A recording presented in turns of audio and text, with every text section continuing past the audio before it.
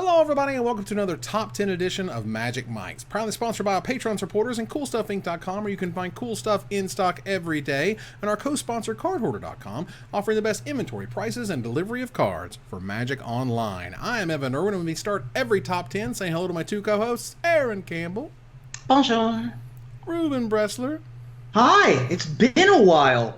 It's been a I minute. just saw you. Well, we sat in the same room for 15 hours, but it's been a while since we've done the Skype thing. Yeah, which is So this is it's good weird. to be. This feels like home. So I'm glad to be back. That's true. We're back in the saddle, as it were, and we're ready to do battle.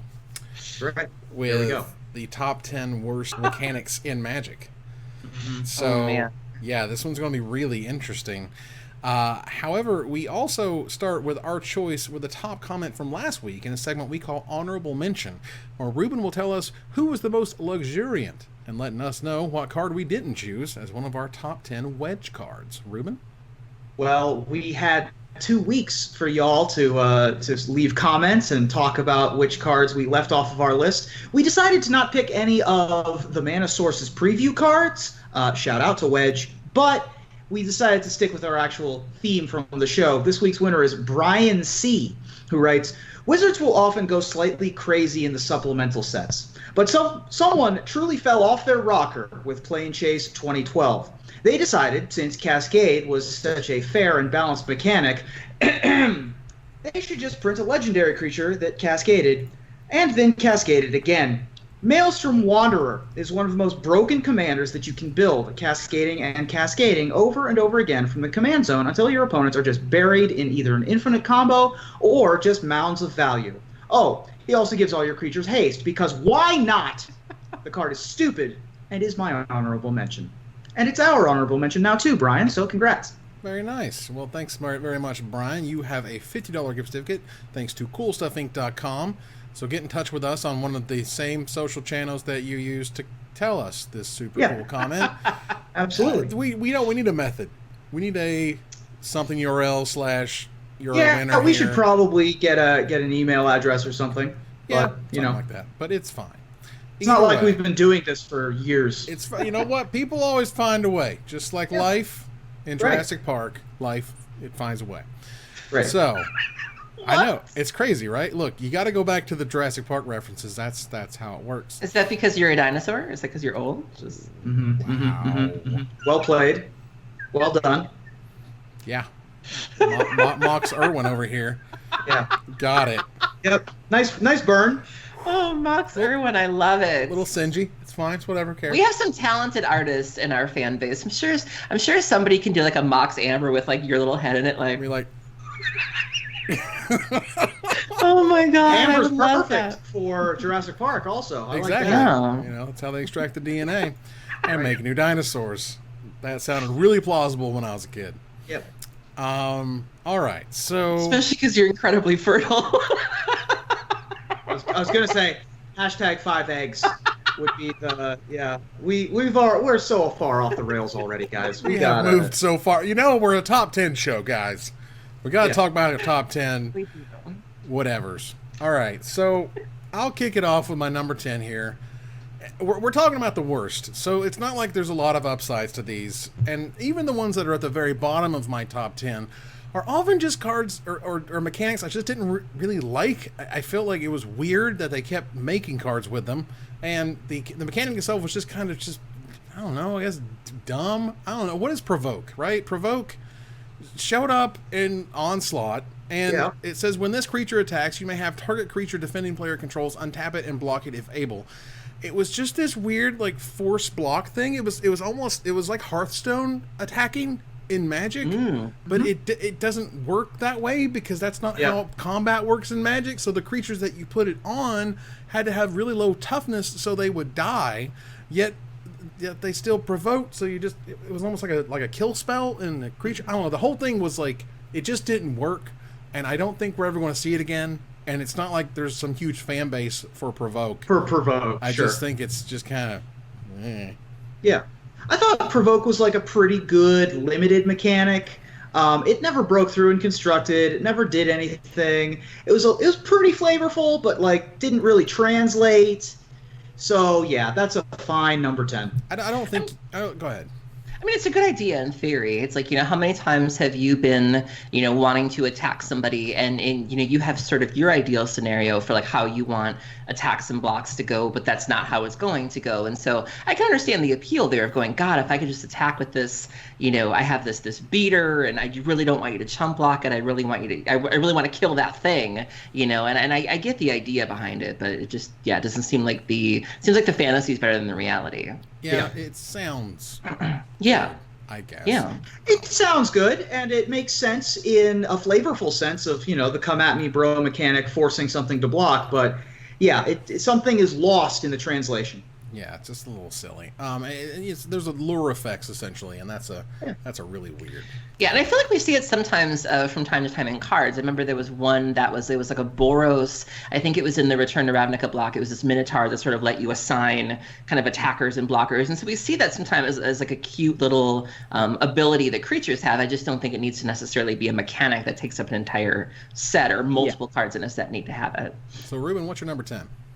So my first couple choices here were cards were abilities that were early in Magic's development. So I'm really giving Magic a pass because it's been about 2 decades and it's cool, but there are some that are just so grievously, unbelievably bad that they just have to be called out. And recently there was a card printed with this ability within the last year or so that I just feel like called back to this ability and reminded me of a time that I thought was pretty stupid, that we didn't need to revisit phasing. I just don't think we needed to revisit phasing. I love phasing. Phasing is stupid and bad and complicated. Phasing, for those of you that don't know, if something has phasing, it has the text, "This phases in or out before you untap during each of your untap steps. While it's phased out, it's treated as though it doesn't exist." Now, the professor of Tolarian Community College is often fond of saying, reading the card explains the card. In the case of phasing, no, it doesn't. That is a crazy ability that to this day, I don't think makes much of a lick of sense.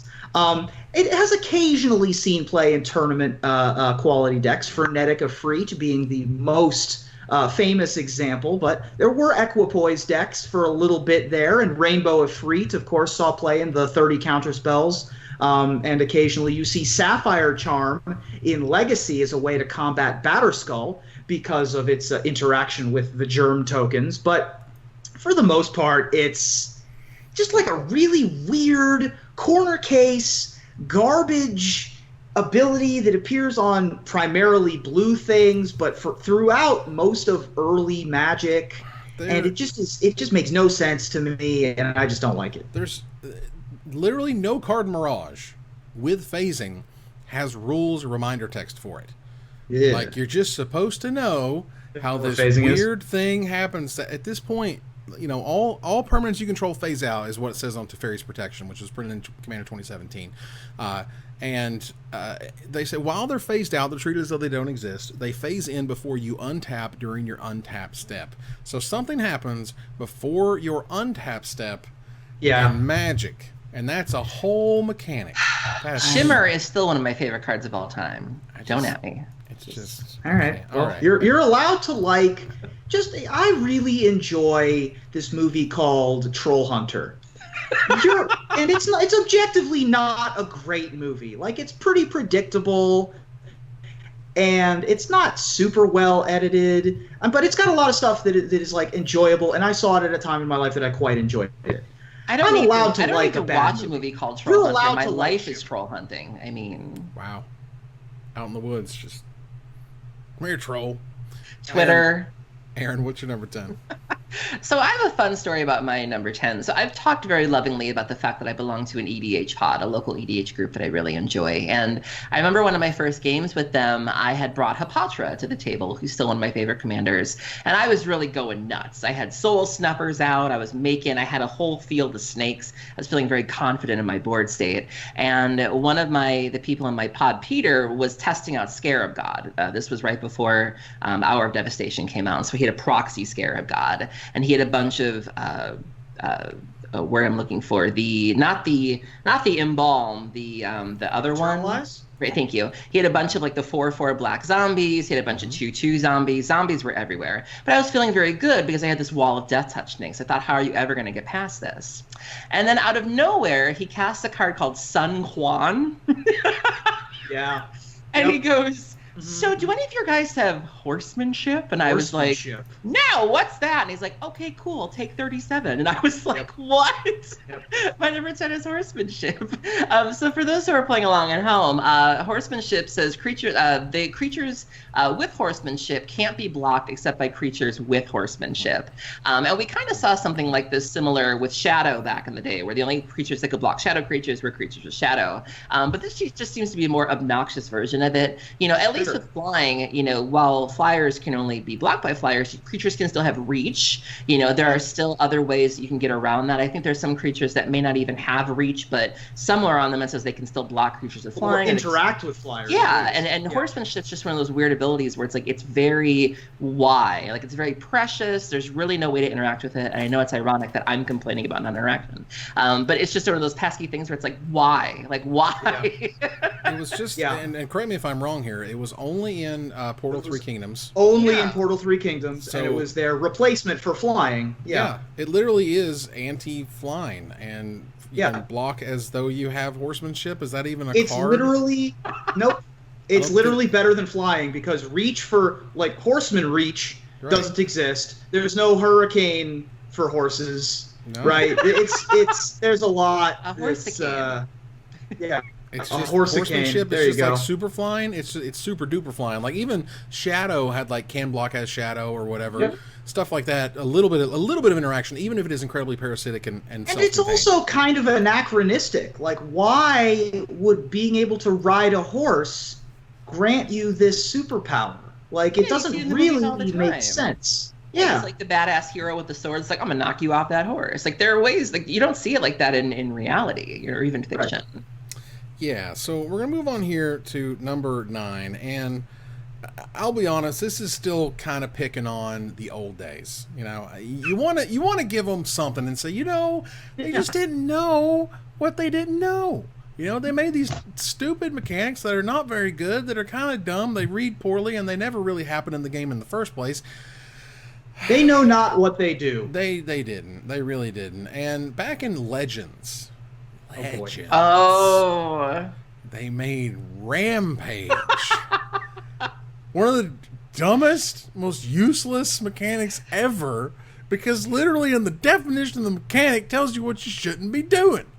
Let's take, for example, Craw Giant. Yes. That was in Legends. Now, and again, this is back in the day when they had Rampage : 2. Okay, colon. Brought it back for Time Spiral because, nostalgia, and who doesn't want a 7-mana 6/4? Whenever this creature becomes blocked, Rampage is Rampage X. So Rampage 2, for example, here on Craw Giant. Whenever this creature becomes blocked, it gets +2/+2 until end of turn for each creature blocking it beyond the first. So if it was Rampage 3, it'll get +3/+3, and so on and so forth. Rampage is stupid because no one's going to block with more than one creature and give you a ridiculous bonus. It's written on the card. It's just Yep.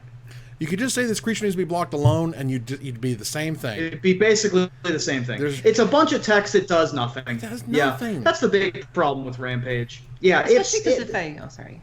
No, you're good. I was going to say, especially if I remember correctly, none of the creatures there, typically creatures that need to be double blocked need to have something on them where you absolutely don't want them hitting you, or there needs to be some sort of trigger, or something has to go wrong. Like for example, Master of Cruelties, where it's like if it hits you, you go down to like 1 life or something. Then that's a situation where you might want to throw multiple blockers in front of it. But if I remember correctly, and correct me if I'm wrong, all the creatures that are Rampage were just just creatures. There was no like, I'll take it. There was no downside to that. There was nothing preventing you. There was nothing encouraging you to really do that, which made it all the more silly. Frost Giant, for example, from Legends, 3 red, 3 generic mana for a 4/4 with Rampage 2. No trample, no nothing. Wow. And again, this is a little picking on the old school. I get it, but like, wow, this mechanic is just awful. It's pretty bad. It's bad. The best thing that you could say about Rampage is that it's still in the top 5 at the box office. So. As of this recording, ladies and gentlemen, doesn't date us at all. Ruben, what's your number 9? My number 9 is higher on someone else's list. Okay. Well, that's fun. Aaron, what's your number 9? My number 9 is one of a couple mechanics on my list that are here because I still don't quite know what they do.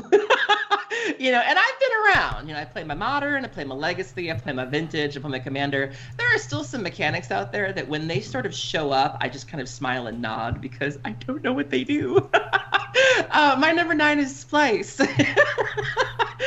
So Splice is a keyword ability, most commonly known as Splice into Arcane, on certain instance from Kamigawa block that functions while the card is in your hand. So basically what it means is just to Splice into Arcane, and then there's a cost. As you cast the spell, you may reveal this card from your hand and pay its Splice cost. Yeah. If you do, add this card's effect to that spell. I've played Goryo's Vengeance, I've played Modern Storm. I love Splice. Splice is a weird thing. It doesn't. It was so parasitic. This is the ultimate definition of what a parasitic mechanic is. It only works with other things, with Splice and Arcane. That's it. I agree that Splice onto Arcane is bad. I do not agree that Splice is bad. I think that they can bring back Splice and make it work. Well, it would need to be what we always said, right? It was Splice on the instance, Splice onto sorceries. Right. That's what we've waited on, and it's just so hard to justify going back to Kamigawa versus like literally almost any other plane that we're probably not going to see it. And Splice the idea was that you know this ability that you usually pay X for. How about paying X plus 1 for it? Not just the stupid spells where you're paying 2 mana for Glacial Ray instead of 1 mana for Shock. It was also the creatures because of Soul Shift. They're like, man, we should make a mechanic where you get stuff back from the graveyard, but we're going to make all the creatures crappy because now they're all an extra mana, so everything's really more expensive. And we're sorry for Mirrodin, guys. Basically, we're sorry for Mirrodin, guys, was what also known as Champions of Kamigawa. I've even had to fake knowing what this card did. I remember I was streaming Gristlebrand with my friend Lubufu, who's one of our mods in the chat, and Lubu had assumed I knew what the deck did, and he's like, because he was helping me on stream, and he's like, go ahead and Splice it, Aaron. And I was like, okay. Here we go. We're splicing. It's like when your teacher calls you to the chalkboard thinking you know the answer, and you're like, I'll get right to it. You're just trying to hoping someone pulls the fire alarm. It also happens in a really weird spot in the resolution of spells. There's 9 steps that you take when you try to resolve a spell, and choosing modes and doing the Splice thing happens at the same time way early in the spell, like the second step. And it's pretty awkward, even for experienced players. Yeah. We'll move on here to number 8. Number 8 showed up for me, again, a little bit later, so this isn't really picking on the early past. And this is Wizards' idea of we can do tribal. We can make tribal work. And I think later in Lore 1, they made it work. Because Changeling made it work. Changeling was the magic. Yeah. I mean, who knew? It was the glue that held it all together. Yeah, who knew that getting all creature types would help with creature types? That's weird. But back in the day, they're like, oh, well, if you're playing the soldier deck, you got nothing but soldiers in your hand. Because when you play a soldier, you should be revealing soldiers for Amplify. Amplify effects. You can, if you play birds, you can play the bird cards. Amplify is Amplify X. As this card comes into play, put a plus X counter on it for each. I'm sorry, Amplify 1. Hold on. If you put God, see, I'm just trying to explain it. Amplify says Amplify 1. As this card comes into play, put a +1/+1 counter on it for each zombie card you reveal in your hand. Are there any? Okay, so here we go. Amplify 3, for example, on Kilnmouth Dragon. Says Amplify 3 as this creature enters the battlefield, put 3 +1/+1 counters on it for each dragon you reveal in your hand. So after you've paid 7 mana for this freaking 5/5 flyer. You also have to have other dragons in your hand that you didn't play before turns. I have good news, Evan. There's a card called Feral Throwback. It's a 3/3 for 6 beast that has Amplify 2 and Provoke. God. It has them both. It has your bacon and your cheeseburger. It's best of the worst of both worlds. Yeah, Amplify was kind of a mess. It was just a hot mess. It was just one of those like you wait. So I need to wait and not play my beast cards so that I can hopefully play this 6 mana 4/4 and make it a 5/5 maybe. Yeah. When I'm not, the whole thing was just not a good idea.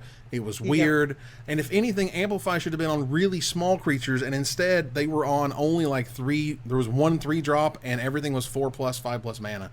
Yep. I'm sorry. It was not great. The swing and the miss, ladies and gentlemen. Ruben, what's your number 8? My number 8, once again, higher on someone else's list. My last higher though. I got all the rest. Okay. Aaron, what's your number 8? My number 8 is a mechanic that I know how it works. On some level, I get it. But it never really groks. Like, I keep finding myself falling into this trap of, like, I know what it does. It does that. Oh, damn it, it doesn't. It does something else. My number 8 is Transmute. So Transmute was the keyword from a Ravnica block for the Dimir Guild. It was the original Dimir mechanic. And it basically says that when you're reading a card, it says Transmute, there's a cost, which is what throws me off. Mm-hmm. And then it says, discard this card, search your library for a card with the same converted mana cost as this card, reveal it, and put it into your hand. Then shuffle your library, transmute only as a sorcery. Now, where this loses me is that oftentimes the transmute cost is not the same as the converted mana cost. So, for example, I was playing One Land Spy in Pauper, and they typically run a copy of Dimir Houseguard. Yep. Dimir Houseguard is 3 and a black. That's the converted mana cost. But the transmute is 1 and 2 black. And every time I look at this, I just assume that the transmute cost is the cost. So I'm like, why would I want something that costs 3 or less? And they're like, no, the transmute is 3. You get to search for something 4 because 4 is exactly. Yes. It just doesn't really grok for me. And so on some level, I know what it does, but I just constantly keep falling into that trap of Slaria West. I see the 3 and I'm like, I'm looking for a 3. And they're like, no, you go looking for a 0. And I'm like, that is so weird. Like, why is that like that? I don't know. I love me a Dimir Houseguard. That just brings back good memories. Dimir Houseguard is great. Teleria West is great. All of the transmute costs are 3, by the way. No matter what the cost of the card, it's always 3 mana. I didn't know that. Thus far. I mean, they could obviously print it differently, but it's just like the first time they printed cycling. Every card with cycling was 2 colorless mana to cycle. Yeah. Now it's, if you have a black card with transmute, regardless of what its cost is, it's colorless black. If you have a 2-color card, it's colorless blue black. Might be confusing where like the transmute cost and the CMC is like. No, I totally get it. Okay. Yeah. But in terms of tournament pedigree, Transmute has a ton of tournament pedigree. It sees a ton of play in all the formats. The Singleton formats in particular love Transmute. If you're digging for specific combo piece that costs 4, you want your Dimir Houseguard. If you I remember back in the day, during Ravnica Time Spiral Standard, the dominant Dragonstorm decks ran 1 copy of Grozoth, which had a transmute of 3, but a converted mana cost of 9, so that you could go get your Dragonstorm. Literally never saw a Grozoth ever get cast, but it was always a 1-of in those decks. You need to be consistent. I mean, it was fun because basically you think of Dimir Houseguard essentially was both Lockstone Hierarch and Wrath of God and Damnation all in 1 card, which is you'd have to pay 3 more mana to go get it. And it was also a sack outlet. Oh yeah. If you actually wanted to cast your 2, 3, 4, 4. So yeah, I can see how it's not super easy to figure out because it's like a split card that isn't telling you it's a split card. But yeah, I have love for Transmute. For a different ability with a different cost of the card you're on. Okay. We want here to number 7. Ruben, what's your number 7 now that you have one? My number 7 is an ability from probably one of my top 3 favorite sets of all time. It's certainly it's an ability from a block format where I have my most tournament success. And it was trying to evoke a feeling, and it was trying to sort of get have this sort of mini game aspect and sort of have this little bit of levity in this levity set and block. But Clash just never really got there. No one really did anything with Clash. So Clash says that, whenever you cast this spell or whenever this creature enters the battlefield, you clash within an opponent, and then if you win, you get some effect. The way that works is that when you clash, each player reveals the top card of their library, then they put that card on top or the bottom. The player wins if their card had the higher converted mana cost, whether they put it on the top or the bottom. The only card that really saw any play that had Clash was Broken Ambitions, mostly because it was just an X and a blue counterspell. There was a little bit of Lash Out, but that was pretty much it. How dare you, sir? You have not. If you want to feel bad about yourself, go play Legacy Show and Tell and lose to release the die X. Yeah, that's a special kind of. Absolutely. I saw when that was the Omni Show kill. I was very pleased because that is such a ridiculous card. But it is just like the fact remains that it is not a good ability. Clash, you only got it 50% of the time, maybe 55% of the time. It was you and your opponent both scrying, basically, scry to the top or the bottom, and it just wasn't. It just didn't really do anything. It didn't really evoke the feelings that people wanted. It was sort of weird and just never it was exciting, and is obviously never coming back. Well, they have them on like 30 cards. Like, this was a main mechanic for Morning Time. This was a big thing. It was in every color, I think. Almost every single color. Every single color had Scry. And no one gives a crap. And it was just so random. Like, you can't build your strategy around winning these things. Like, it's silly. I mean, the whole thing was just like, well, this is a neat exercise, I guess. I mean, it's just bad. Well, my mechanic for number 7 is one of those. It's like, you know what? How about we not play Magic? Does that sound like fun? Sounds good to me. All right, cool. Because what we really don't need to do is to have stuff, to cast stuff, and to do stuff. What we should do is have a whole mechanic that says whenever this creature attacks, the defending player sacrifices some amount of permanence. We should call this thing Annihilator, and we should not play Magic because Annihilator. Now let me preface this with, I loved Rise of the Eldrazi Limited, one of my favorite limited formats. It was super fun, and it was cool, and it was neat, but there were several times in that format where you just steamrolled people. Like, they hiccup for a minute, and you got an Annihilator whatever out, and they couldn't keep up, and they just died. And then even Emrakul, the big, the fashioned lady herself with her squiggly bits, you just don't play Magic anymore. It's like, let's just not play Magic. And it's weird that was like, your main mechanic is no more Magic for you, and that means Annihilator is my number 7. I think Annihilator is one of those mechanics that, again, sort of the fantasy is better than the reality. And I think Annihilator was also one of those abilities that at the time was fine. Kind of like Show and Tell, where it's like when Show and Tell first came out, there weren't that many fatties that were scary. But as the years went on and creatures became better and things of that nature, Show and Tell got scarier. And I think kind of the same with Annihilator. Like, if you were paying full cost for like an Ulamog's Crusher, I think you deserve to get some Annihilator. But when you can start cheating things out, when people became hip to reanimation spells and Show and Tells and Quicksilver Amulets and Tron being able to power things out quickly, I think when you're able to cast these creatures so fast, quicker than they were intended to hit the battlefield, then I think it's where it becomes problematic, if that makes any sense. Yeah, I mean, Ulamog's Crusher still sees pauper play to this day. I mean, yeah, for sure. The fatty du jour. Yeah. So I think in theory, it's like, okay, fine, you're going to pay a hard 8 for this, and that's the cherry on your sundae, but no one's paying 8 for an Ulamog's Crusher. Like, you're cheating that baby into play, and that's where Annihilator starts to feel bad. Except in Pauper, you're paying full price. Okay. Well, you're paying full got? Price. By what you mean by that is assembling Tron. I exhume my Ulamog's Crusher. Yeah, I know. You're selling the right things to pay full price, whatever. You're having 4 lands for your Ulamog's Crusher. That's not paying full price. It's enough. Aaron, what's your number 7? My number 7 is higher on someone else's list. It's my only higher. Ooh, okay. Well, I have one, but it's coming up later. We're going to number 6, and as many may or may not know, I love Champions of Kamigawa block. I've always enjoyed it. I've never heard that before. I know. I've never said that. Not once. Not never. And but as the turd on that Sunday, they just plopped it right on, also known as Savers of Kamigawa. That visual. Just think about it. Think about the splashing of the ice cream.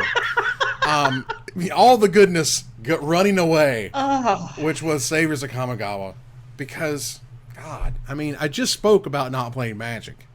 And when you cast an epic spell, you literally stop playing Magic at That's all. a thing. You can't do anything else but this thing over and over again. Let me give you an example. One actually that did see tournament play, which is Enduring Ideal. Enduring Ideal is 2 white, 5 generic mana for a rare sorcery from Saviors of Kamigawa. It says, search your library for an enchantment card and put it into play, then shuffle your library, which has Epic. Epic says, for the rest of the game, you can't play spells. At the beginning of each of your upkeeps, copy this spell except for its Epic ability.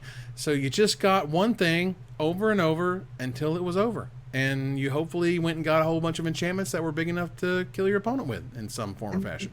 And that card helped Andre Muller make it to the finals of Pro Tour Valencia in 2007. I mean, this card has some pedigree. This was their first attempt at legendary spells way, way back in the day. But you're right. This was kind of a swing and a miss. And it's also a keyworded ability that appears on a grand total of 5 cards. Which you probably don't need to keyword that. You could probably just print the words and not bother keywording that. I mean, the whole thing was just... Yeah, and then you get locked underneath your own epic spells. It's just a mess. That's a good one. It's a nice example of a hot mess that just got hotter thanks to dumb mechanic being bad. Aaron, what's your number 6? My number 6 was the first attempt at giving a guild an ability or a mechanic in Ravnica Block, specifically in Guild Pact. It fell. It pretty much landed with a thud. And thankfully, the guild was redeemed in Return to Ravnica Block when Wizards decided to give them a better ability to compensate for the last one. This is another one of those where I'm still not 100% sure as to what it does. Mark Rosewater has gone on the record to say that this mechanic is a mistake, and he has no plans to bring it back. It's not Dredge. It's not... Stop. Don't look at me like that.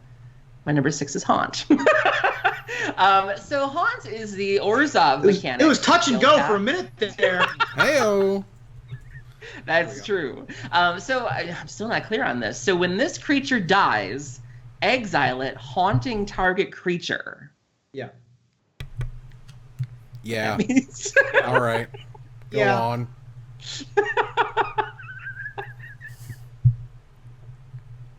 But that's none of my business. Anyway, so Haunt's weird. Haunt attaches to things. It basically turns your dead creature into an aura until that creature dies, and then the aura, I guess, has another effect on the way back out. This is sort of like this is a ghost haunting a person and following them around.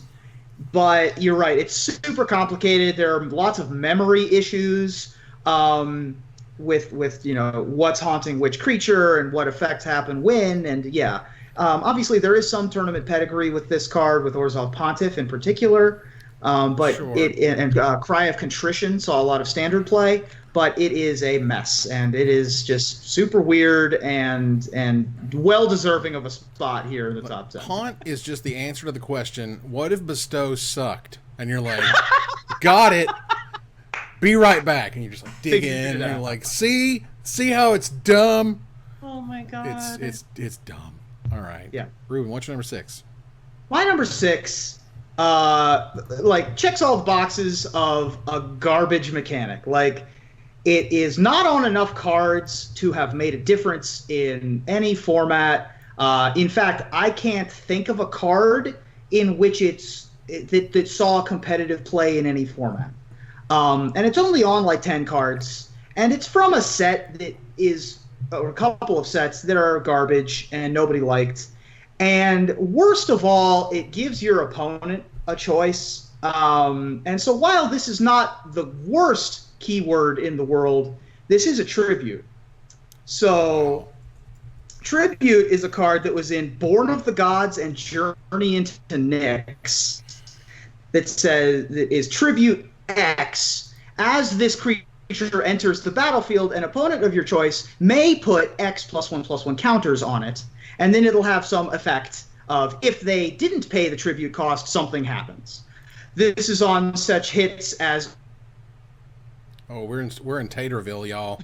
Ornithark and Shrike Harpy, such hits in standard as those. Are we really? Oh man, you were in Super Tater like man, yeah, that Tater Can you hear me? emoticon coming strong, y'all. What happened?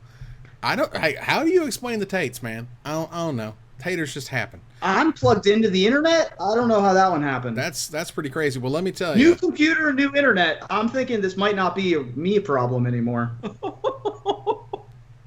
Wow. Well, you know. Anyway, where did I get game cut on?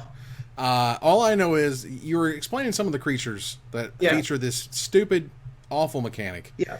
Tribute has such hits in standard as Fanatic of Mogus, Snake of the Golden Grove, Faragax Giants. Yeah, you've never heard of any of those cards, and neither, we forgot about this ability pretty quickly. It's pretty bad. It's just about if you don't pay the tribute, and the tribute is always making them scarier.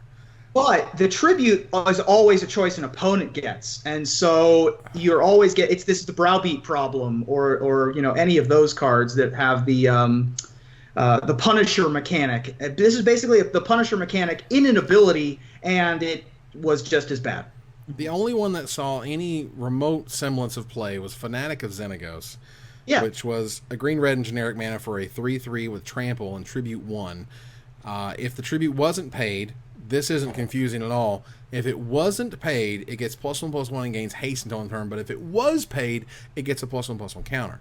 So one of them, temporary boost plus haste. One of them, not a boost with just the counter. And that's really, not doing something to trigger something is bad. I don't know how else to say it. It was really weird. Yeah. I feel like this kind of suffered from the same problem as Rampage in that there wasn't really a real threat there. Like, I don't recall a tribute card that made you feel really pushed into a corner of, I better pay this tribute. Like, all the choices were pretty meh, where it was like, okay. Like, there was no choice there that really felt backbreaking if you didn't do it. I mean, again, so they're mythic. And I remember this when I was reviewing this with Brad. I was just like, your mythic is a 4-mana 3/3 flyer that your opponent can either make a 5/5 or when it dies, it goes to its owner's hand.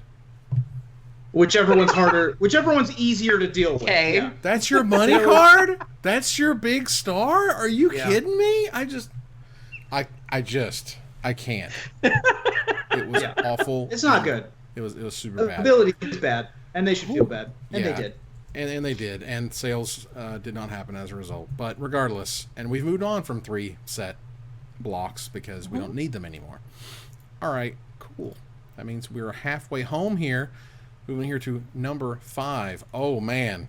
If you thought Haunt was bad, do I have a mechanic for you? So, never would I imagine that a mechanic would use the word encoded. You encode this card onto something else. Oh my god. And showing up in Gate Crash, I believe, was where it first showed up. Mm-hmm. Yes.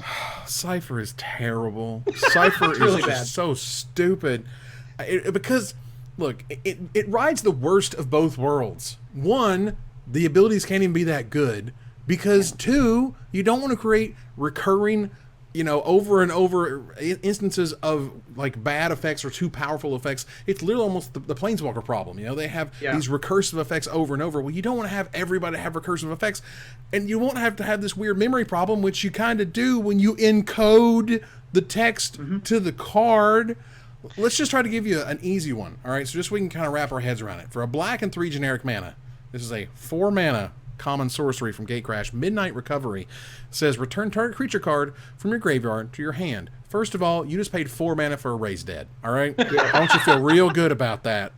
4 mana. All right, and that's it. That's all you're getting right there. Then you may exile the spell card encoded on a creature you control. When that creature deals combat damage to a player, its controller may cast a copy of the encoded card without paying its mana. I don't care. You're killing me. Yeah.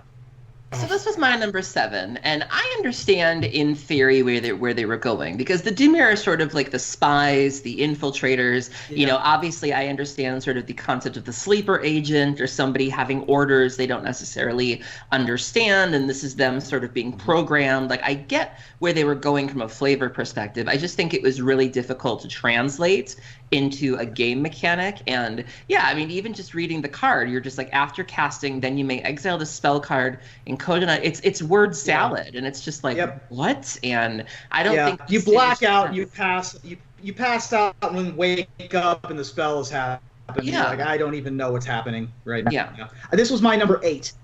So we all had this one right there in the middle. The only Cypher cards that saw any constructed play were the cheap ones that targeted because of Heroic coming along later. So Hidden Strings and Trait Doctoring basically didn't care about the effect that they had at all. Just the fact that they were cheap abilities that could continue to trigger Heroic over and over again. And that's not a good thing.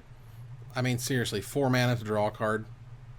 Yep, 4 mana draw a card, or 4 mana blink a creature. 4 mana target player discards a card. You have to cast the spell and then trigger the Cypher. Usually 3 total times between cast, Cypher in order to get any semblance of value off of them, and that's that's not good. Oh my god, it's awful. Ruben, what's it's your so number 5? My number 5, I actually share a number 5 with someone else, and since you shared your number 5, I can forecast who I share my number 5 with. Nice. Aaron, would you like to talk about our number 5? Sure. Who is this for? Cast. So forecast is a keyword ability from the Azorius Guild in Dissension, and it basically says that you can forecast has a cost associated with it, and it says you can play this ability only during your upkeep and only once each turn. So, for example, there's a card called Pride of the Clouds, which says creature elemental cat. It's a 1/1 flyer. You can forecast it for 2 a white and a blue. Reveal it from your hand. Put a 1/1 white and blue bird creature token with flying into play. Why?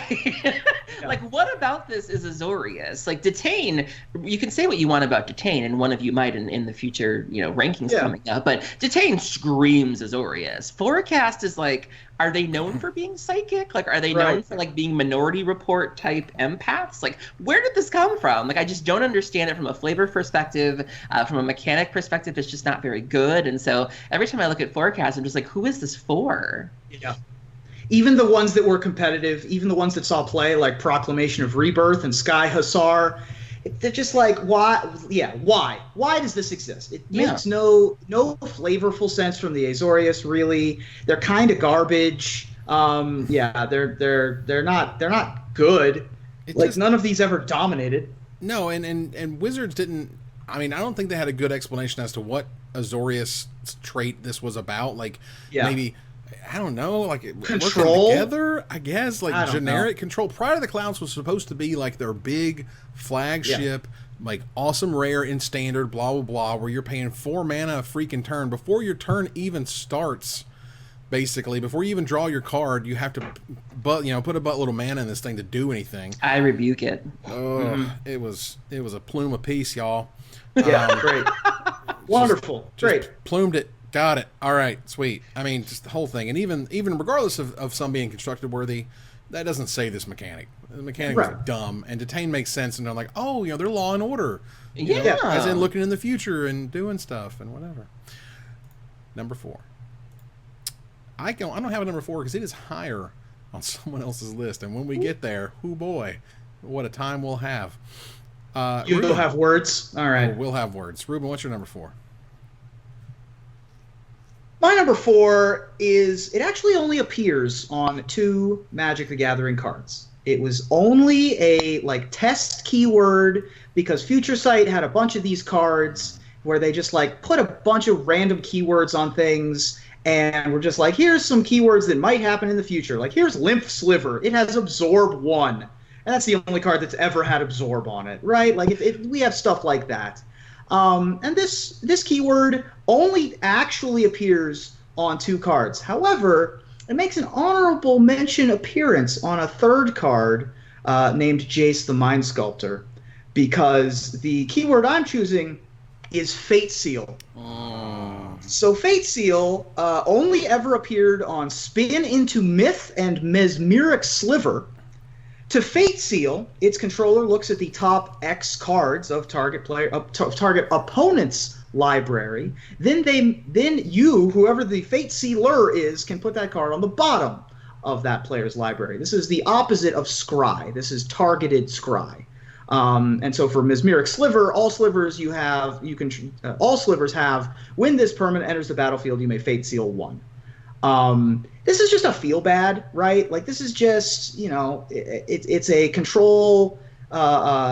You're no longer in control of your own destiny. Your opponent gets to just manipulate your stuff. I don't like it when people touch my cards to begin with, but Fate Seal encourages that. Like, whenever anybody Fate Seals me in Legacy, I immediately reach for the top of my deck and face it towards them with my own hands that I know I've washed recently. I just have to resist the urge to slap their hand. It's like a game of hungry hippos. I'm just like, stop it. Yeah. How dare you? Yeah. And I just don't want this card I just don't want this ability to exist. But it's also shorthand for Jace the Mind Sculptor, who, as you know, is better than all, and has ended many, many games with the Fate Seal ability with the +2. And it's all thanks to this stupid little keyword that appears on a grand total of 1 uncommon and 1 common. Well, Jace has the ability to end the game thanks to 4 magical words, which are, you can keep it. Yeah. And when you hear that, your game ended. I don't know if you realized it, but it's over. Because you can keep whatever's on top of your deck because I don't care about it.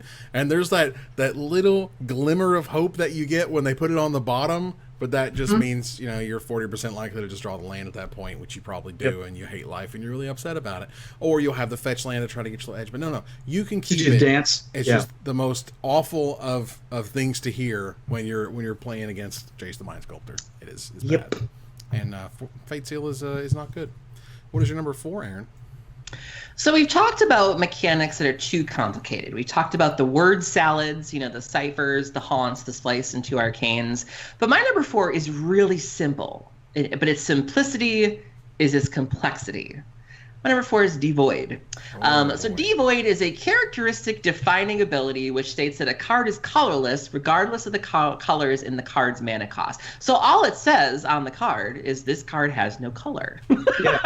But it's been described as a mistake. Rosewater has again gone on the record as saying Devoid was a mistake. He thinks that it should have just been a reminder text as rules text with no illusion. It just didn't really do it. It seemed like beginners were very confused by it because they would look at it and say, but there's a white mana symbol in the corner. Yeah, colorless. And it's like, it didn't really seem to play well with other things in the set, at least in Jest, which again we might talk about later. At least in Jest played well with a lot of the processors, the Eldrazi. Yeah. There were several Eldrazi in the set that if you had cards in exile, you could eat them and have a nice little extra ability. That seemed to play really well together, but I really don't feel like the Devoid mechanic really did much. There were things like Kozilek's Return, which were nice if a creature had protection from something because it was a red card, but it wasn't, and so you could deal with core Firewalkers that way and things of that nature. But I just don't really feel like Devoid fit into the overall pattern of the set. It was very confusing. They even went on the record as saying that they had more Devoid cards planned, but they didn't really make it because they ran out of room.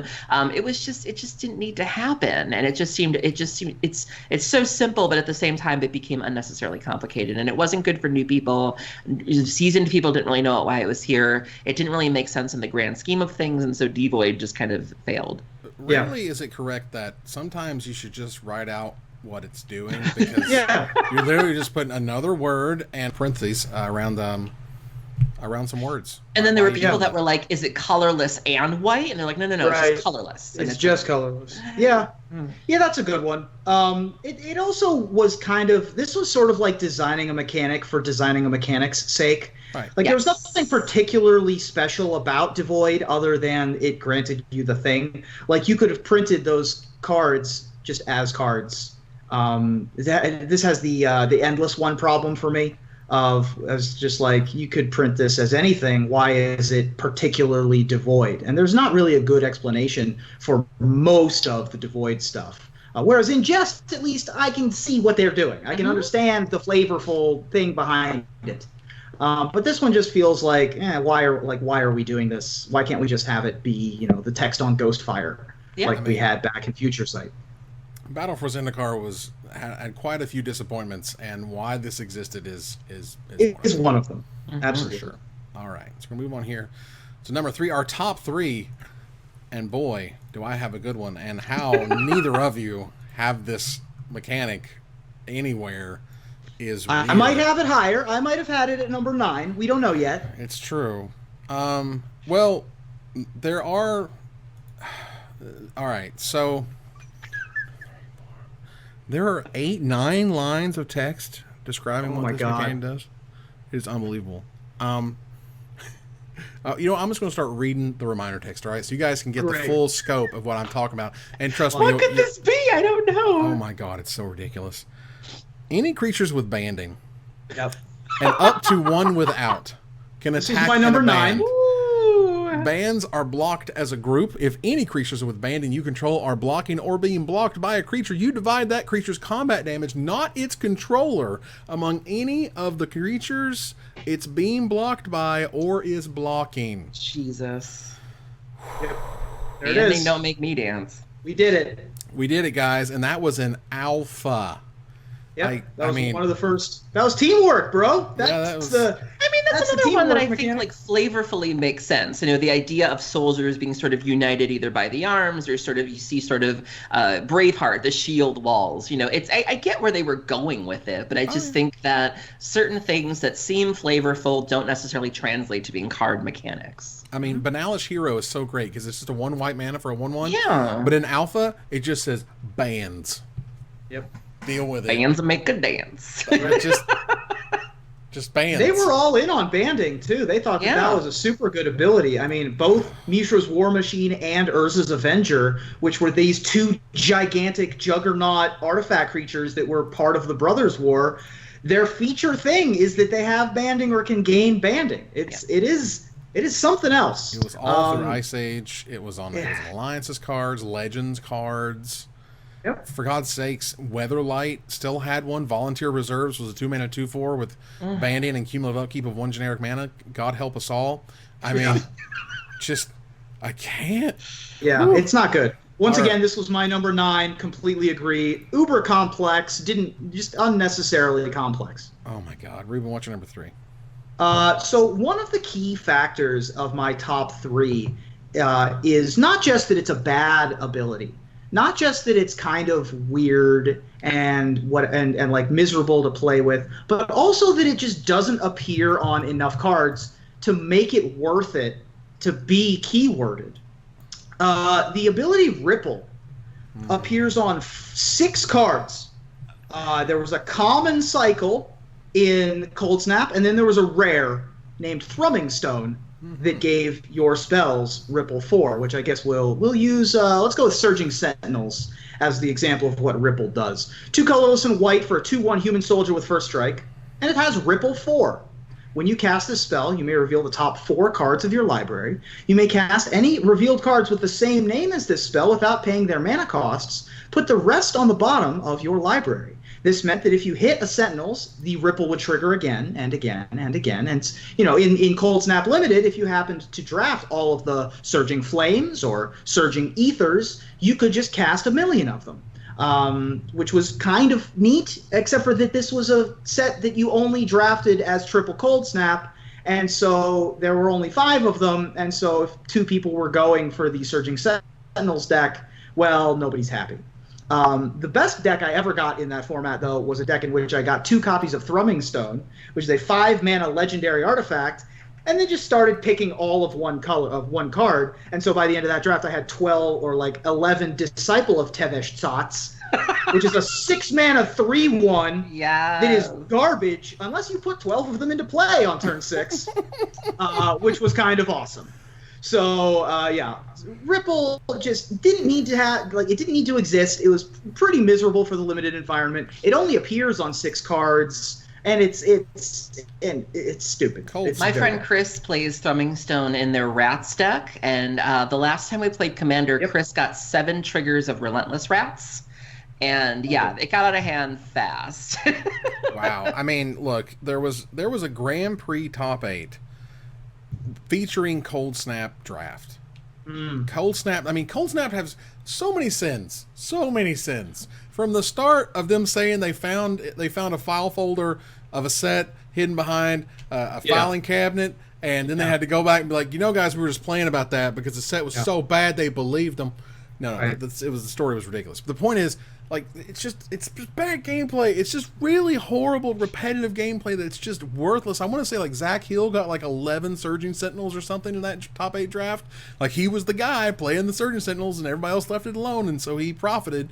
And that's, I believe, either he got second or he won that one. The point is, this mechanic is dumb. Is my number 4. Because it's all wrong. It's not good. It pushes you towards bad decisions, which is like, just go mono this thing and you hope you get 10 of them, because if you do, you win, and if you don't, you're paying 3 mana for a 2/1 first striker, like an idiot. I mean, and that's the best one. The other ones are 2 mana, target player discards a card, and 4 mana, return a permanent to its owner. So, like, these are not all stars. No, and none of them are like Surging Mites. Oh god, they're bad. The point is they're bad. And they can surge all they want in their bad set that we don't have to play anymore. And again, the Cold Snap pre-release was the saddest pre-release I've ever been to, and I thought it couldn't get worse than Saviors. But man, Cold Snap it's like a funeral in there. Yep. So, Aaron, what is your number 3? I am not a limited player. I don't pre-release very much because I just, quite frankly, don't enjoy sealed. But every once in a while, I fall victim to enthusiasm. I see how excited people are about a thing, and I think, these people must be right. There must be something worth being excited about. So every once in a while, I'll go to a pre-release, and 9 times out of 10, I immediately regret going. And this mechanic is one of the reasons that I regretted going to the Kaladesh pre-release. This mechanic infuriated me to this day. I still have nothing nice to say about it. One of my trademark phrases is, why? My number 3 is Crew. So Crew, let me get there. So Crew is a keyword ability introduced in Kaladesh to enable the vehicle artifact subtype. It allows vehicles to become artifact creatures until end of turn. Crew usually has a number next to it, and it says tap any number of untapped creatures you control with total power X or greater. That permanent becomes an artifact creature until end of turn. Here's my problem. I have 2 of them. 1, why is this instant speed? Why? Because everybody's hopping in. Woo, no. 2, we're going shopping. Why is it that a creature that has summoning sickness can crew a vehicle? Why? Do you know how hard it is to keep a dedicated vehicle deck off of Crew? Because you can kill everything they have. I was the girl that was running all the removal in the world. I was feeling so good about myself. All you have to do is top deck a creature. There should be something that should apply. There should be some sort of downside there. There's no downside to crewing. You can top deck anything. It can have summoning sickness. It's just so dumb. And I just remember being infuriated, just like, why? I would kill things, and then they top deck a Toolcraft Exemplar, and then they're back in business. And I was like, no, this is too. No, I get that you want people to enjoy this mechanic, but it's dumb. And I mean, Smuggler's Copter is busted. They didn't. Yeah. This was also the classic. It's a brand new thing, and so we have no idea what's good about it or bad about it. So let's just make it busted as all hell. Nuts. And they're like, oh, we're sorry, we broke all of it. Yeah. Our apologies. Yeah, I mean, it is busted. I like vehicles. I think they add something to the game, but they definitely was a minute there where I was just like, this frame is weird. This ability is confusing. Why does it have a power and toughness when it isn't a creature? And yeah, it took some getting used to, for sure. I thought it was. I think vehicles are neat and cool and interesting. Yeah. I love that the Weatherlight, like, we can have the vehicles that are in this world, and we can make them vehicles. You can go hop in the Weatherlight.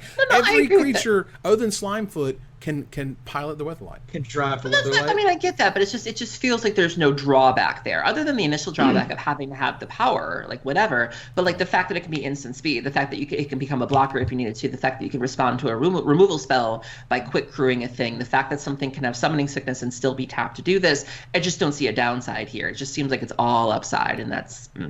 I like upsides. Nope. I mean, I like pirate ships. Like, we can actually make pirate ships. You hop in pirate ships. It's fantastic. I mean, it wasn't the greatest block in the world, but Ixalan sure was fun with pirate ships. Cool. All right, so let's move on here to number 2. Man, we're getting to the biggies here. Gosh. Well, you know what? I'll just go ahead and rip the Band-Aid off. Aaron, my number 2 is Dredge. Because it's nothing personal. It's just Magic. And Magic didn't need this mechanic because it's playing Magic backwards. I don't even know how to start. Dredge, for those who don't know, is dredge and a number. If you would draw a card instead, you may put exactly that number of cards from the top of your library into your graveyard. If you do, return this card from your graveyard to your hand, otherwise draw a card. So in one very magical set, Ravnica City of Guilds, we changed how Magic has been played ever since. Mm-hmm. And there was a series, these days there's 14 cards with it. I think there was less when we started. But because there was one in the old conspiracy canal dredger, as you do. No, that's not true. That's actually just has the word dredge in it. I was just searching for the word dredge. So there you go. See, you have, and one was only in Ravnica. What was one in Future? Oh yeah, you had one in Future Sight. Yeah, Dakmore Salvage. Right. So yeah, and that was the original, and that was a land. And you're like, oh, it's cool. It's a land. It can't ever die. Derp derp. And they're like, Grave Troll. Sorry, oops, you broke it. This is dumb, ridiculous. Right. Now Aaron has a brand, and they gave her her brand. Brand was born. It's called Dredge. It's a deck. It's one of those, like, it's cool that how differently we can play Magic, but in terms of like grockability, playability, fun, I don't know. I mean, I know Aaron enjoys herself, but I mean, when I'm game 1 against Dredge, it's just so miserable. You just almost auto lose all the time. Pour one out for my sweet prince, Grave Troll. I see you. Yeah. Dredge is bad in the way that it's. How do I word this that isn't going to get me murdered by the time I see Aaron next? Oh my God. Dredge is not Magic. It is a different game, and you can have fun playing that game. You are allowed. However, people who play Dredge believe that fun is a zero-sum encounter in which the more fun I'm having, the less fun my opponent is having, and vice versa. My opponent is allowed to have no fun. Therefore, I get all the fun. And it's mechanically weird. It is really bad for new players. It makes sense flavorfully, like we're turning trash into treasure and getting garbage out of the compost heap, like we're Fraggle Rock. But it is certainly a bit of a train wreck. Curly hair. No, down at Fraggle Rock. I know. I don't know. It's one of those that again. I recognize that it makes some people very happy. It creates brands. That's terrific. I don't want to see it anymore. I'm glad it doesn't. The fact that it doesn't cards, and it doesn't matter what the rest of the card says, right? Grave Troll could literally have no text except for the words Dredge 6, and it would be great. The fact that small of a set, that small of an ability can have this huge of an impact a decade later in all formats, including being one of the pillars of Vintage, the most powerful format, is a bit of a problem and a bit of a travesty. I mean, all I can say is you play Magic to feel something, and I didn't feel something until I discovered Dredge, so. Wow. Yeah. Look, you're allowed to love bad movies, like I love Troll Hunter. What I'm saying is... It's too soon. It's not that it's a bad ability. Obviously, this is not Ripple, right? This is not Clash. This is having tournament impact. This is a different problem. Turned it up too loud instead of too quiet. Right. I get it. Turn down for what? Ruben, what's your number 2? My number 2 is another one from just kind of a couple of garbage sets that nobody really liked and never really had any impact on constructed play, because it really usually took a full 2 turns to get this ability to do anything, and so it was just kind of a dud. My number 2 is Inspired. So Inspired was in Born of the Gods and Journey into Nyx, and I mean, you even forgot about it, right? Like it's pretty awful. So basically, we'll use let's use God-favored General as our inspired creature. So God Favored General is an uncommon. It's a 1/1 for a colorless and a white from Born of the Gods. It has Inspired. Whenever God Favored General becomes untapped, you may pay 2 colorless and a white. If you do, create 2 1/1 white soldier enchantment creature tokens. Yeah. So basically you would play your creature, and you didn't have haste, so you would have to wait until the next turn and usually attack, putting your creature with Inspired at risk of dying in combat, and then wait another full turn before you could untap it the next turn and get the ability out of it. That is not great. Not great. Fun fact, Inspired actually plays very well with crew. If there are creatures that are very fragile or you just don't think they're going to trade favorably, I happen to discover a King Makar the Gold Cursed. There are dozens of vehicle decks in EDH. The same concept, that and the Timorets thing. I know there was a Timoret one that was like a 1/4. And so you could even just skip combat altogether and just crew things, and then they have to tap, and then they untap naturally and get all their effects. That's a really neat little synergy right there. Well, look. First of all, Born of the Gods, Journey Nyx. Not good. But Inspired, like, oh my god, it's like anytime they get near untapping things, remember the untap symbol? Untap mechanic, yeah. The untap symbol exists, people who've never heard of it before. It actually exists. It's super weird, but at least you could, like, attack and then use your untap thing immediately, because something like 4 to 5 creatures with Inspired have 1 toughness. Yeah, good luck untapping And with those. can I ask, what is the flavor like? What is the flavor? How does untapping equal being inspired? Like, do you get what I'm saying? Like, it doesn't. Yeah. I don't know. Did you learn something from the combat, and then when you untap, you're like, I really cleared my head there. It just doesn't make sense. We had one hope, because Wizards does this all the time, and Glint Sleeve Siphoner actually got there. But there's always that thing on high on the mountain, which is the black 2-drop that draws you cards. Pain Seer was it. It was a black and a generic mana for a 2/2, a rare from Born of the Gods, and it has Inspired. Whenever it becomes untapped, reveal the top card of your library, put that card into your hand, and you lose life equal to that card's converted mana cost. Dark Confidant. You Inspire Dark Confidant. Oh my god, this is it, guys. This is it. All right, fam, we did it. We got it back. No, card was terrible. It was absolutely horrible, because if you had anything that could block a 2/2 or certainly kill a 2/2 on turn 2, which is called magic, then this card is bad. Like, you don't have to attack with Dark Confidant. You don't have to block. You don't have to do things. You don't have to crew things to get really clever with it. The mechanic was just awful. Yep, just not good. Just not good. So that's it. Aaron, what's your number 2? My number 2 is one of the laziest mechanics I've ever seen. It's basically an existing mechanic that they stapled a couple extra numbers to, a couple of extra words to.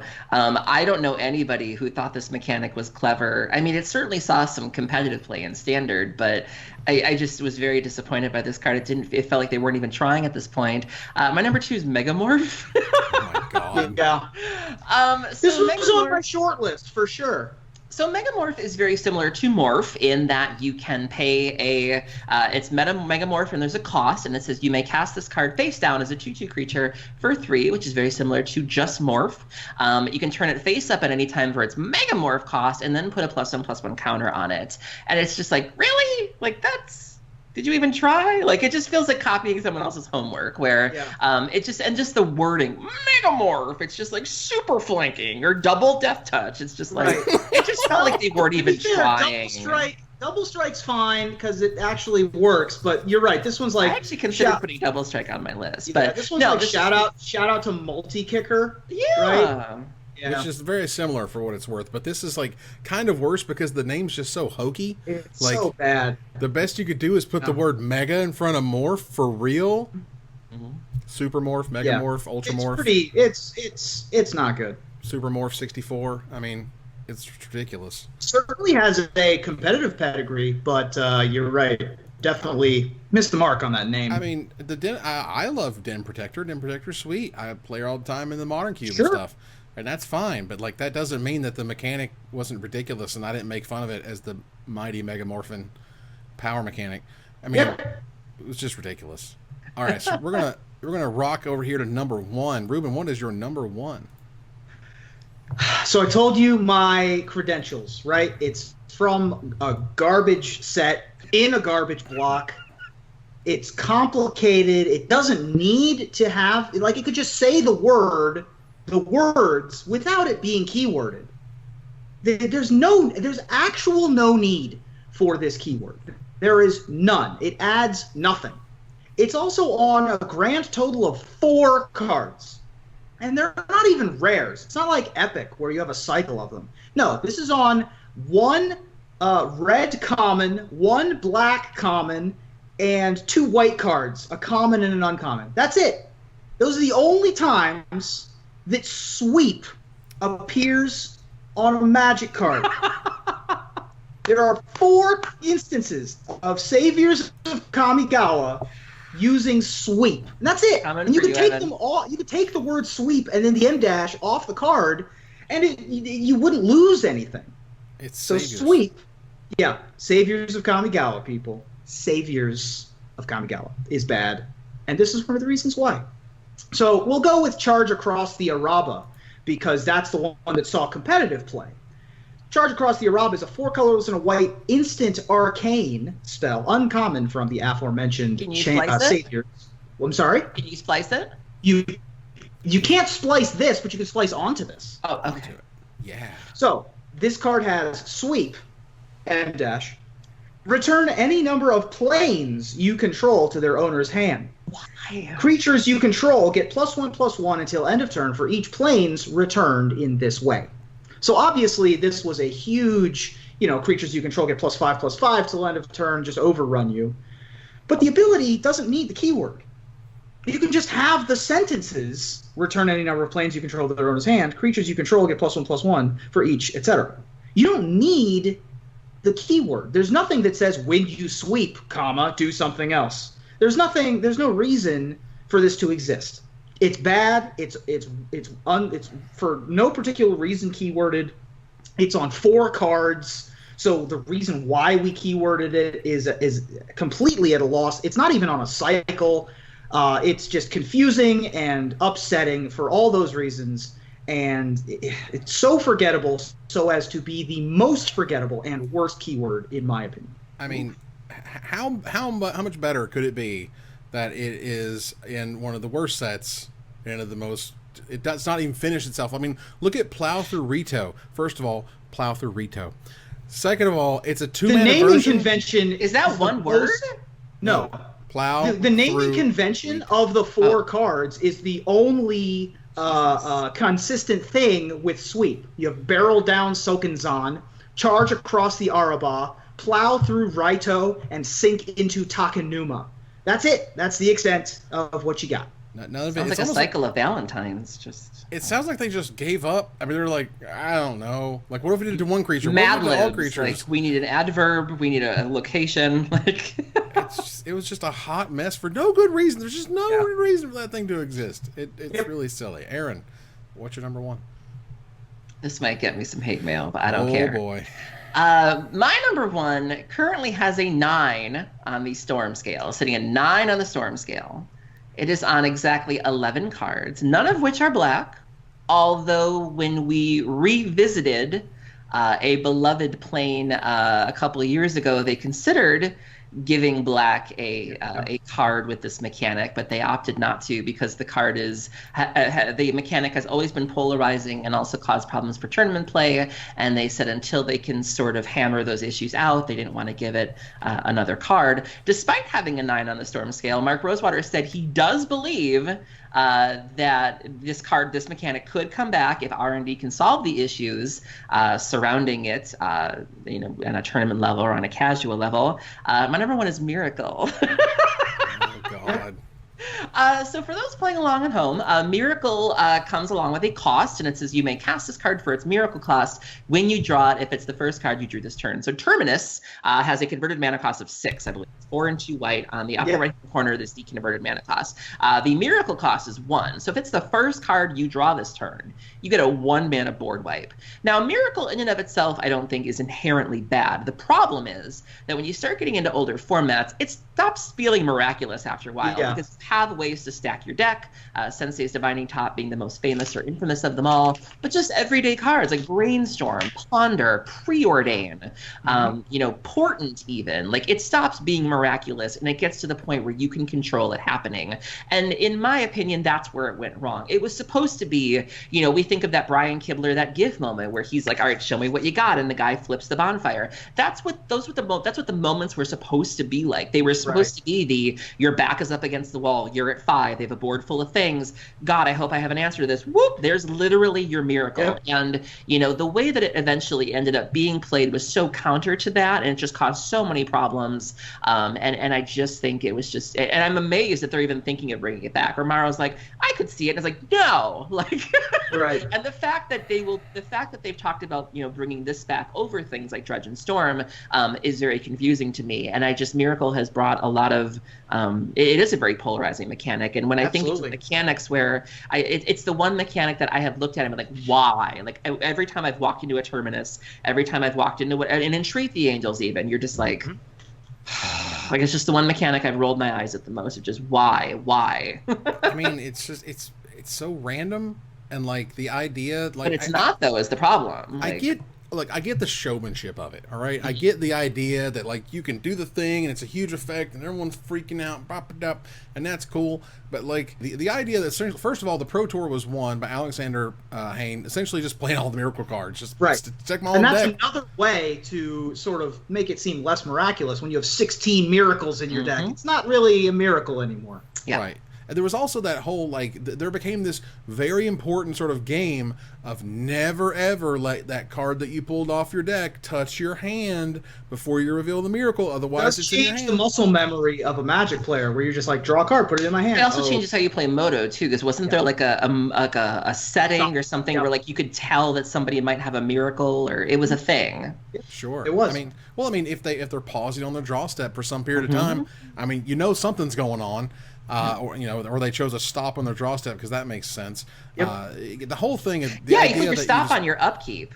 Like, the idea that you blow out your opponent randomly is just What if 6 mana spells were 1 mana? I mean, wouldn't that be fun, guys? I mean, I guess very exciting for watching tournament level play. Like, the most famous gift, some of the best moments in Pro Tour history, but it is a nightmare for a lot of other reasons. All right. Well, speaking of nightmares, my number one is a little bit, honestly, it's a little bit cliche, for lack of a better term. It's a little expected. I mean, you literally just talked, you just spoke about the Storm scale. Yeah. Because the Storm scale, being the Storm mechanic, is the most busted, unfair, awful thing that Wizards has ever done. There's a few times where they're like, wow, we really messed that one up. And then there's a few times when you go, wow, we messed it up so bad, we call it that mess up scale. That's what we do. That's how bad it is. Yep. We created the scale based on how we screwed that up. So, Storm, for those who don't know, that says whenever you cast this spell, copy it for each spell cast before it this turn. It honestly, at this point, it could be like Storm, you get a ham sandwich, and it would be broken, and you would bust it, and no one would know why, and where are all the sandwiches coming from, and everyone dies. That's happened before. That's happened before. There's a card that says, that's 1 red mana, and it says Storm on it, and it does basically nothing else. And it got played in a modern deck. Not a good modern deck, but Ground Rift saw play in that Niv Magus Elemental deck for a little bit. Yeah, I mean, where target creature without flying can't block this turn. That was what it did, and it had Storm, and people cared about it because it's got Storm. Still cared about it. It's the only way you cast a bunch of free stuff, and you know what Wizards did, right? They put it in Walmart. Yes. They put Storm in Walmart. I can't. I'm still not forgiving them for that. Cards are banned in multiple formats. I believe Grape Shot and Empty the Warrens are banned in Pauper. Mm-hmm. Yeah. Mind's Desire is banned in Legacy. Yep. Restricted in Vintage, isn't it? At various points in their lifespan, cards like Brain Freeze, Dragon Storm, Fluster Storm, Giga Drowse, all of these have seen various amounts of play throughout its life. Giga Drowse with Replicate. Oh, that was Replicate. Yeah. Apologies. Right. It wasn't Storm. Yeah, because that's stupid. But like the temporal, what was it? Temporal something? Temporal Fissure. Temporal Fissure. Yeah, that got also banned in Pauper. in Pauper. Yeah, because I was playing that deck, and man, you know how unbelievably demoralizing it is when like you just get your entire board bounced, and you're like, all right, this is fun magic. I'm glad you got a bunch of spells for free. I have to say though, from the piloting standpoint, I definitely enjoy it as a pilot because it almost feels like skipping stones. Like it feels like you're in a pond and you're just trying to hop to the next stone without falling into the creek. And sometimes you fall into the creek, but it feels amazing. You know, I've talked about how you play Magic to feel things. And so, you know, when you're piecing everything together, when you're hopping from stone to stone and you're like, storm count 8, storm count 9, it just feels good. Like people who play Storm, it makes you feel something where it's like, oh man. And then when it works, when you're like, oh, storm count 19, when you got there and it's like, oh my God. And it's just the suspense of it and then the relief of when it works, there's just nothing like it. I mean, and no doubt about it, you're feeling something. And your opponent is usually feeling hate and anger. Yep. Your opponent is writing F6 on a piece of paper and putting it across the table. Your opponent is ready to join the Sith with the darkness and the sadness and the angers. Yeah. Oh my God. Well, Storm was my number one. Well, that was our top 10 worst mechanics. You'll see them on screen now for a review. Take a look at my list, Aaron's list, Ruben's top 10, and we want to hear from you about what mechanic we didn't talk about, and we'll select our favorite to win a $50 gift certificate to CoolStuffInc.com. But before we go, I want to thank my co-host. Thank you, Aaron. Thank you for having me. It's good to be back. Yeah, thank you, Ruben. It is good to be back, but boy, this episode was a downer. Ugh. It was a little down. We're going to go here to our final slide. I want to thank our sponsor, CoolStuffInc.com, our co-sponsor, CardHoarder.com, my co-hosts, Aaron Campbell and Ruben Bressler, you guys for watching and or listening, and hope you support us at patreon.com/MagicMikes. Visit our website at magicmikespodcast.com. That exists thanks to our Patreon supporters. Or follow, like, tweet, favorite, share, subscribe, do everything social that tells people we exist. Catch us online at twitch.tv/MagicMikes, on Twitter at MagicMikesCast, on Reddit at reddit.com/r/MagicMikes, and on Facebook at facebook.com/MagicMikes. Talk to us privately at magicmikespodcast@gmail.com. Follow the audio-only podcast at magicmikespodcast.libsyn.com, or find us on iTunes, or join us here next week for another top 10 episode of Magic Mikes. Good night, everybody.